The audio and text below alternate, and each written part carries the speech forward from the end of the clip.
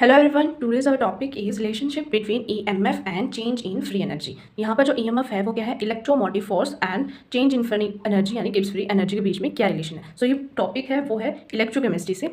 सो चलिए देखते हैं, पहले देखते हैं कि ईएमएफ क्या होती है। So the difference in potential which case a current flow from the electrode of higher potential to lower potential is known as electromotive force and it is represented by E cell.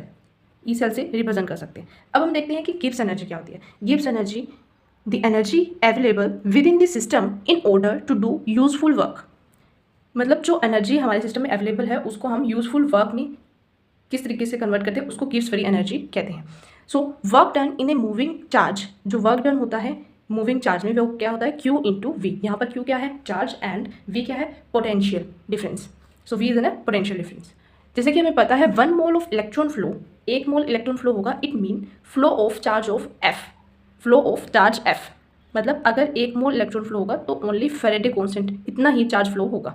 सो इससे हमें पता चलता है कि Q is equal to NF। यहाँ पर N क्या है, नंबर ऑफ मोल्स, जितने नंबर ऑफ मोल्स बढ़ेंगे उतने ही मतलब चार्ज बढ़ता जाएगा। सो हेयर N इज न number of moles of electron transferred and F is equal to Faraday constant, that is equal to 96500 coulomb. Next, the potential difference between the electrode that is represented by E cell and वो V के equal होता है। मतलब इस तरीके से represent कर देंगे पोटेंशियल डिफरेंस को। अब हम क्या करेंगे, यहाँ पर G होता है जो कि हमने पहले ऊपर देखा है, G is equal to minus W max, work जितना मैक्सिमम होगा, और यहाँ पर वर्क क्या होता है, Q इंटू वी। सो यहाँ पर क्या आ जाएगा, माइनस Q इंटू वी। यहाँ पर Q की जगह हम रख लेंगे ये वाली equation, Q is equal to NF, और V की जगह क्या रख लेंगे, V इज इक्वल टू क्या होता है, E सेल से। सो यहाँ पर E सेल रखा। सो हमारे पास जो G डल G क्या आ गया, जो गिब्स फ्री एनर्जी में चेंज होगा वो is equal to minus NF E cell, ये वाली इक्वेशन फॉर्म हो गई। जब हम स्टैंडर्ड कंडीशन की बात करेंगे, जब हमारा क्या होगा, delta G not is equal to minus NF E not cell, ये वाली इक्वेशन फॉर्म हो जाएगी।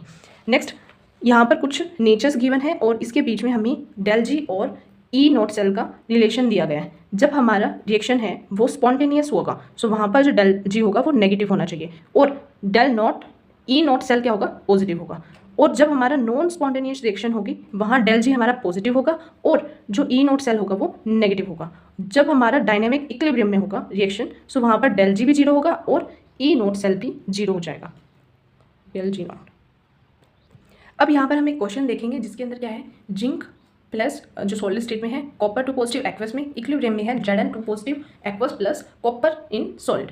सो यहाँ पर ये इक्वेशन गिवन है जो इक्विलिब्रियम में है, और यहाँ पर डेल्टा GF यानी Gibbs free energy of formation क्या दे रखा है, जिंक सॉलिड के लिए 0, कॉपर सॉलिड के लिए 0, और कॉपर टू पॉजिटिव एक्वस के लिए 64.4 kilo joule per mole, and zinc two positive aqueous के लिए माइनस 154.0 किलो जूल पर मोल गिवन है। और हमें क्या बताना है, E नॉट सेल क्या होगा। सो सिंपली हम पहले डेल G नॉट निकालेंगे, वो कैसे होगा, जो डेल G प्रोडक्ट होगा माइनस जो डेल G रिएक्टेंट की साइड है, मतलब इसका formation Gibbs free energy formation minus जो रिएक्टेंट की गिब्स फ्री एनर्जी फॉर्मेशन होगा वो। सो यहाँ से हमारे पास डेल G नॉट निकल जाएगा। जो प्रोडक्ट की साइड क्या है, Zn टू पॉजिटिव के लिए गिब्स फ्री एनर्जी फॉर्मेशन क्या है, माइनस 154 प्लस, और क्या है, कॉपर सॉलिड में, कॉपर सॉलिड का क्या है, 0। जब हम रिएक्टेंट साइड की बात करेंगे तो उसके अंदर क्या है, जिंक सॉलिड क्या है, 0, और कॉपर टू पॉजिटिव के लिए है 64.4 किलो जूल पर मोल। सो यहाँ पुट कर देंगे, जब इनको ऐड करने के बाद सब्ट्रैक्ट करेंगे तो हमारे पास आ जाएगा delta G not is equal to minus 218.4 kilo joule per mole, ये आ गया हमारे पास। अब क्या करेंगे, जो डेल्टा G नॉट है is equal to minus NF E not cell, जो हमने पीछे रिलेशन पढ़ा है गिब्स फ्री एनर्जी का और जो EMF का रिलेशन पड़ा है उसके अंदर। सो यहाँ पर क्या है, ओनली Zn 0 से Zn प्लस 2, मतलब 2 इलेक्ट्रॉन का ट्रांसफर हो रहा है जब हम रिएक्शन करवा रहे हैं तब। सो यहाँ पर N की वैल्यू क्या आ जाएगी, 2। नेक्स्ट क्या होगा, जब हम E नोट सेल निकालेंगे तो ये नीचे ले जाएंगे, यहाँ हमारे फार्मूला आ जाएगा minus del G not by NF।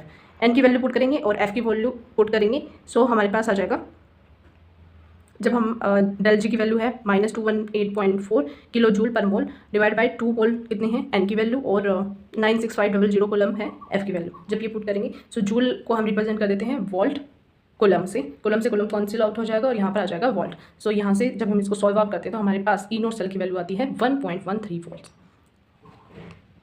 सो ये था हमारा relation between del G and E not EMF के बीच में। So thank you so much.